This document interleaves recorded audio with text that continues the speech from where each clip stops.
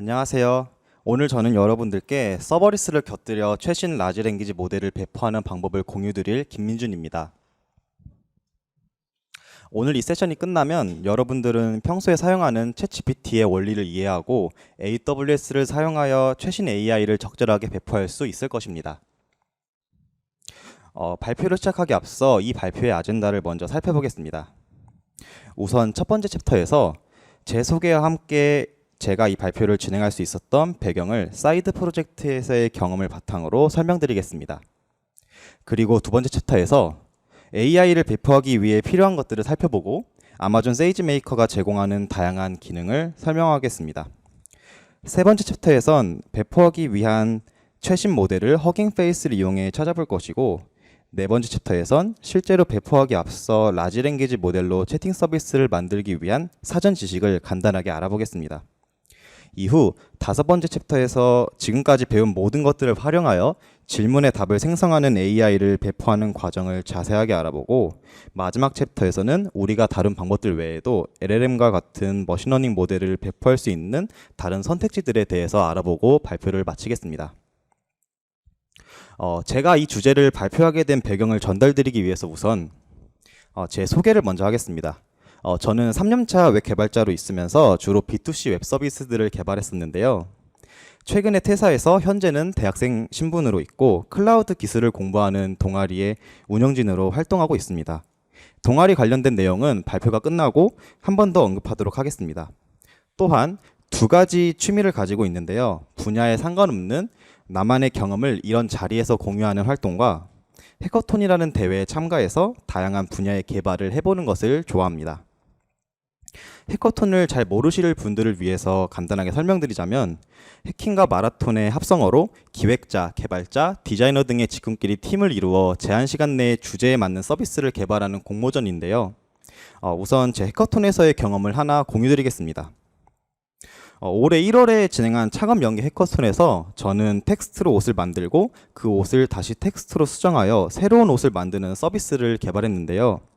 오픈소스인 스테이블 디퓨전 2 모델을 사용했고 약 10만 개의 옷 이미지와 그 이미지에 해당하는 캡션으로 묶어둔 데이터 세트를 가지고 로랭크 기법을 파인 튜닝한 모델로 개발해서 사용했습니다. 이 서비스는 1등을 해서 데모데이까지 연계됐고 한 달 동안 실제 유저의 반응을 보기 위한 개선을 시작했습니다. 여기서 어려움이 있었는데요. 팀의 AI 개발자는 모델을 만드는 데만 전문적이었고 저는 흔한 CRUD를 개발하는 데 전문적이었기 때문에 적절한 배포 방법을 모르고 있었습니다. 그래서 저희는 일단 무작정 GPU 인스턴스를 찾았는데요. 가벼운 프로젝트 경험이 많지 않았던 저희 팀원들은 실제 유저 트래픽이 얼마나 들어올지 예상할 수 없었고, 많은 트래픽을 고려하여 필요한 GPU가 4개나 달린 인스턴스를 통해 4개의 병렬 추론 서버를 구축했습니다. 당시 가격으로는 1시간에 약 $5가 청구됐고 하루에 약 15만 원이 가금됐는데요. 다행히 대회를 AWS에서 후원해주고 있었고 이 모든 비용을 지원받았지만 예산이 있었기 때문에 저희는 한 달 동안 고생해서 만든 서비스를 실제로는 단 3일만 배포할 수 있었습니다. 그리고 슬프게도 하루에 20명 남짓한 트래픽이 있었는데요. 생각보다 아주 적었고 비싼 서버를 낭비하면서 눈물을 흘렸습니다. 모든 것이 마무리되고 저희는 회고하는 시간을 가지며 더 나은 방법에 대해 고민하기 시작했습니다. 그렇게 해서 저는 AI 개발자가 만든 새로운 모델을 내 서비스의 성격에 맞게 배포할 방법을 찾기 시작했습니다. 이 방법을 찾기 위한 첫 번째 단계로 AI를 배포하는 방법을 알아보겠습니다. 우선 인프라를 선택해야 했는데요. 자체적인 데이터 센터에 직접 하드웨어와 소프트웨어를 설치하여 운영하는 방식인 온프레미스랑 인터넷을 통해 다양한 컴퓨팅 자원을 제공받는 방식인 클라우드 방식 중에서 저는 클라우드 방식을 선택했습니다. 많은 장점들 가운데 고성능의 GPU가 필요한 모델을 비용 효율적으로 배포하는 데 있어서 좋았다고 생각하고, 사용한 만큼 비용을 지불한다는 점과 유연하게 자원을 조정할 수 있다는 점이 큰 장점이라고 생각했습니다. 이렇게 인프라를 고르고 머신러닝 모델을 배포하기 앞서 모델이 만들어지는 과정의 흐름을 알아봤습니다. 일반적인 머신러닝 모델 개발 흐름은 풀고자 하는 현실의 문제를 머신러닝이 풀 수 있는 형태의 문제로 재정의한 뒤 이를 참고하여 그 모델을 학습시킬 데이터를 선택하고 모델을 개발한 뒤 그 모델을 학습하고 배포와 모니터링까지 하게 됩니다. 그리고 이 일련의 과정 중 데이터 준비, 모델 개발, 모델 학습, 배포, 그리고 모니터링까지 전부 아마존 세이지 메이커의 도움을 받아 간편하게 진행할 수 있었는데요. 세이지 메이커의 주요 기능으로는 학습하기 좋게 데이터를 레이블링해주는 그라운드 트루스와 주피터 개발 환경을 만들어주는 노트북, 그리고 훈련과 파인 튜닝을 도와주는 트레이닝, 마지막으로 추론 서버를 배포하는 인퍼런스 등이 있습니다. 그 외에도 AI 모델을 다루기 위한 많은 기능들이 있었는데요. 오늘은 이 기능들 가운데 배포에 집중해 보도록 하겠습니다. 그럼 이제부터 세이지 메이커 인퍼런스가 제공하는 다양한 배포 옵션들을 살펴보겠습니다. 우선 실시간 추론으로 결과를 전달하는 실시간 추론입니다. 머신러닝 모델을 호스팅하는 인스턴스 안에 우리의 모델을 웹 서비스 형태로 서빙할 수 있는 컨테이너가 떠 있고 그 컨테이너는 로드 밸런서를 통해 유저들의 리퀘스트를 처리합니다. 또한 오토 스케일링 설정을 통해 트래픽에 따라 인스턴스 크기도 조정할 수 있습니다. 배포는 세이지메이커 SDK를 사용하면 아주 간단한데요. 우선 모델 객체를 정의한 뒤 인스턴스 타입과 초기 인스턴스의 상태를 파라미터로 넘기고 디플로이 메소드로 배포할 수 있습니다. 이렇게 배포된 API는 이후 프레딕트 메소드로 호출할 수 있고 여러 가지 모델을 배포하고 싶을 때는 실시간 추론 배포를 여러 개 하면 비용 부담이 있을 수 있기 때문에 다음 장표에서 설명할 멀티 모델과 멀티 컨테이너 배포를 설정하면 됩니다. 이제 이 방법들에 대해서 추가로 알아보겠습니다. 실시간 추론 멀티 모델 엔드포인트 기능을 사용하면 하나의 인스턴스에 여러 모델을 넣어두고 파라미터로 모델 이름을 넘겨 호출할 수 있습니다. 모델들은 S3에 저장해두고 만약 인스턴스에 없는 모델을 호출했다면 S3에서 즉시 모델을 가져와 인스턴스에 적재하고 그 모델로 추론을 진행합니다. 하지만 이로 인해 콜드 스타트 문제가 있고 하나의 컨테이너에서 배포해야 하기에 모델을 만든 프레임워크가 전부 동일해야 한다는 단점이 있는데요. 만약 다양한 프레임워크의 모델을 배포하고 싶다면 실시간 추론의 멀티 컨테이너 엔드포인트 옵션을 선택하면 됩니다. 서로 다른 모델이 하나의 인스턴스에서 각각의 컨테이너 형태로 배포되고 파라미터로 컨테이너 이름을 넘겨 이를 호출할 수 있습니다. 배포할 때 컨테이너들을 지정해주기 때문에 콜드 스타트는 없지만 한번 배포한 컨테이너를 바꾸는 건 어렵다는 단점이 있습니다. 그 다음으로 설명할 거는 서버리스 추론인데요. 서버리스 추론은 람다처럼 서버리스 형태로 제공하는 옵션입니다. AWS에서 관리해주는 머신러닝 인스턴스가 있고 연계까지 가능한 자동 오토 스케일링 기능이 있습니다. 실시간 추론과 아주 비슷한 방법으로 추론할 수 있는데요. 서버리스 추론에 필요한 메모리 사이즈 및 최대 동시 요청수 등의 설정들을 추가로 지정해 두면 됩니다.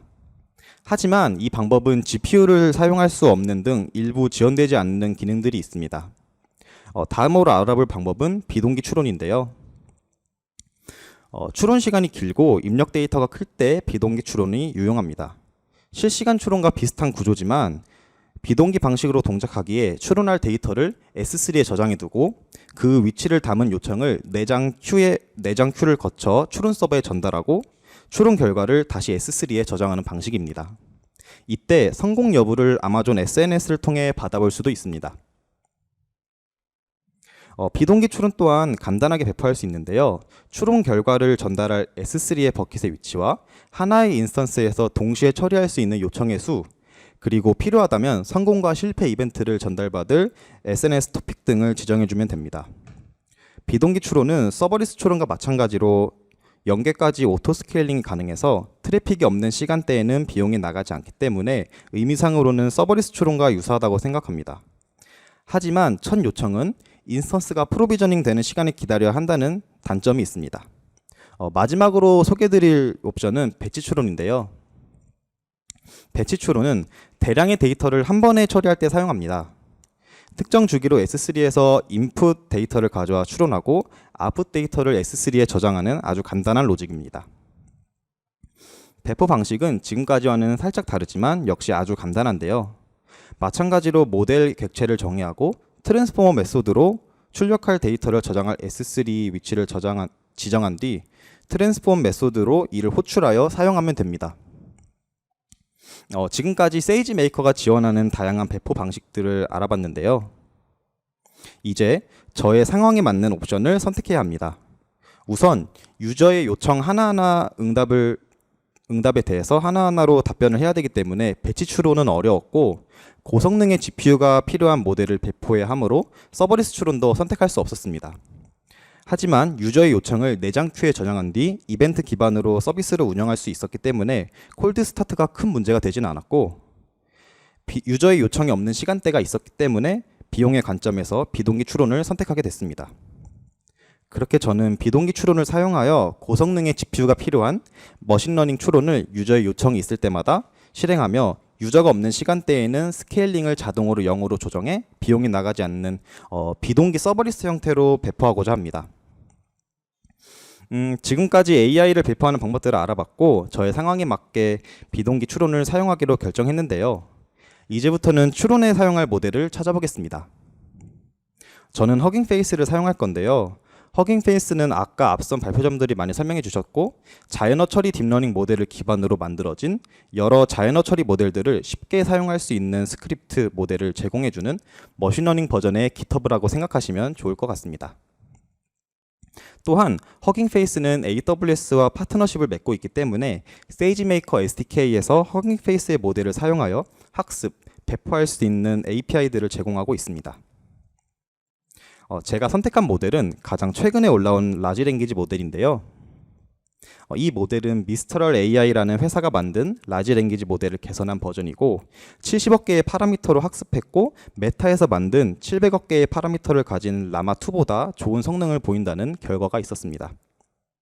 이렇게 고른 라지 랭귀지 모델을 채팅 형식의 API로 배포하기 위해서 알아둬야 할 지식들이 있는데요. 그 지식들은 챗 GPT가 만들어진 원리를 살펴보며 차근차근 함께 알아보겠습니다.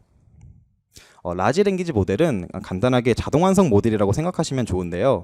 단어 뒤에 어떤 단어가 올지 인터넷 등에 있는 수많은 문장을 통해 그 확률을 알아낸 뒤 높은 확률의 단어를 선택해가며 문장을 완성하는 방식입니다.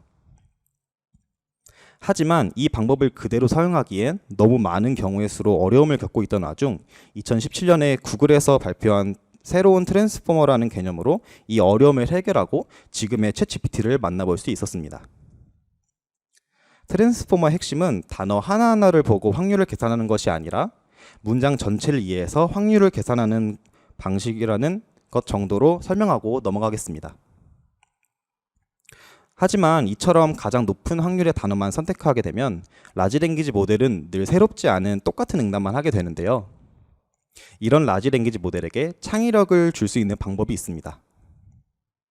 바로 무작위성을 더해주는 건데요. 템퍼리처라는 옵션을 통해 이를 조절할 수 있습니다. 0에 가까울수록 확률이 높은 단어로만 응답하고 1에 가까우면 확률이 낮은 단어로도 응답하게 됩니다. 이렇게 창의력을 가진 채 자동 완성을 할 수 있는 라지 랭귀지 모델을 준비했고, 이제 이 라지 랭귀지 모델을 질문과 답변의 형식을 이해하는 챗봇의 형태로 개선해야 합니다. 우선 인간이 만든 질문과 답변 형식의 데이터로 우리의 라지 랭귀지 모델을 파인 튜닝하면 질문과 답변의 형식으로 응답하는 라지 랭귀지 모델로 탄생하게 됩니다. 하지만 이 모델은 아직 인간이 만족할 만큼의 응답을 주지는 못하기 때문에 아직 추가적인 학습이 필요합니다.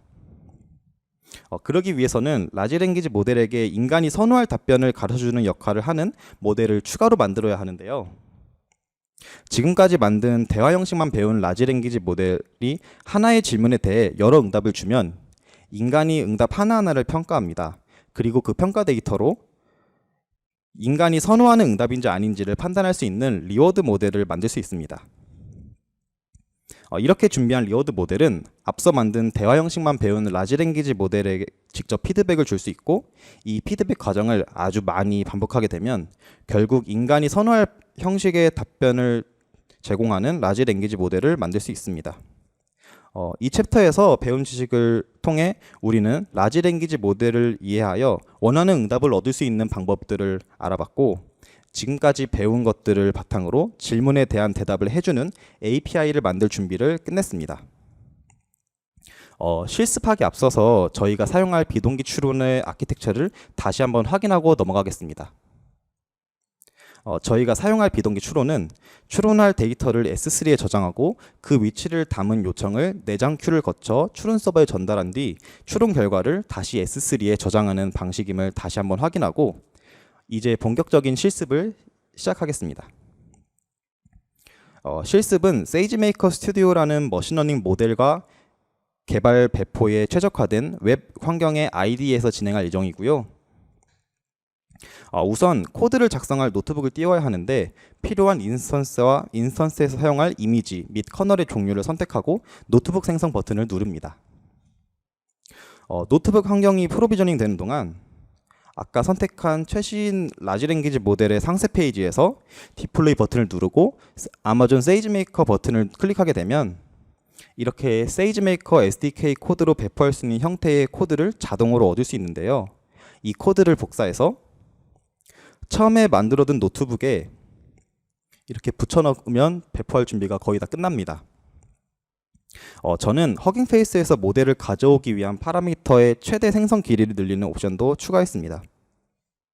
허깅 페이스에서 제공하는 코드는 기본적으로 실시간 추론으로 설정돼 있어서 비동기 추론을 위한 코드로 수정해야 하는데요.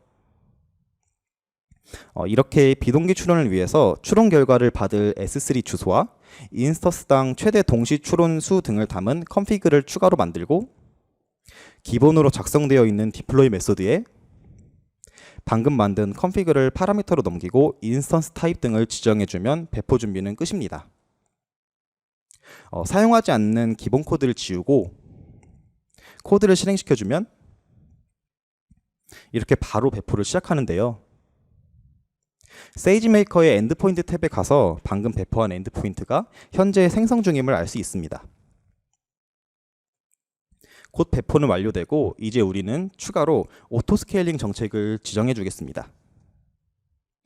다시 스튜디오로 돌아와서 최소 0개, 최대 5개의 인스턴스 범위를 지정해 주고 특정 시간 동안 비동기 추론의 내장 큐에 쌓인 추론 요청이 없으면 인스턴스 수를 줄이고 추론 요청이 쌓여 있다면 인스턴스 수를 늘리는 설정 코드를 추가해 줬습니다.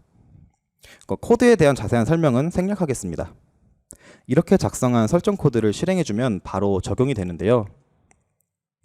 배포된 엔드포인트의 상세 페이지에 들어가 보면 이렇게 인스턴스 민 맥스가 0에서 5로 조정된 것을 확인할 수 있습니다. 그리고 아직 배포한 지 얼마 안 돼서 커런트 인스턴스 카운트가 1개로 설정되어 있는 것을 볼 수 있는데요. 시간이 흘러서 미리 설정해둔 정책에 따라 스케인 알람이 작동하게 되고 곧이어 엔드포인트가 자동으로 업데이트되게 됩니다. 해당 엔드포인트의 커런트 인스턴스 카운트가 0이 된 것을 확인할 수 있습니다. 그리고 이 상태에서는 비용이 과금되지 않습니다. 다시 노트북으로 돌아와서 이번에는 제가 S3에 사전에 넣어둔 비동기 추론을 위한 입력 데이터 2개를 확인해 보겠습니다. 이렇게 간단하게 제이슨 데이터를 인풋과 파라미터 키로 분리해서 출력해 보면 인풋 키에 해당하는 값의 모양을 확인할 수 있는데요. 라지 랭귀지 모델의 역할을 지정하는 시스템 섹션, 모델에게 질문하는 유저 섹션, 그리고 모델의 대답이 들어올 어시스턴트 섹션이 있습니다. 또한 파라미터 키에 해당하는 값을 보면 응답의 최대 길이와 아까 배운 템퍼리처를 조정하는 것을 볼 수 있습니다. 이러한 입력 데이터 양식은 저희가 고른 라지 랭귀지 모델과 미리 약속한 것이고 관련된 자료는 허깅 페이스의 상세 페이지에서 확인할 수 있습니다.